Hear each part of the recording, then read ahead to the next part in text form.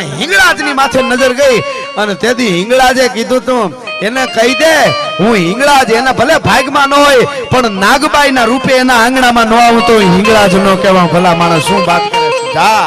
અને આમ ચંદ્રા તૂટી આંખ ખોલી અને કીધું કે તારે ત્યાં દીકરી આવી છે 11 મહિને દીકરી આવશે આજથી 11 મહિના પછી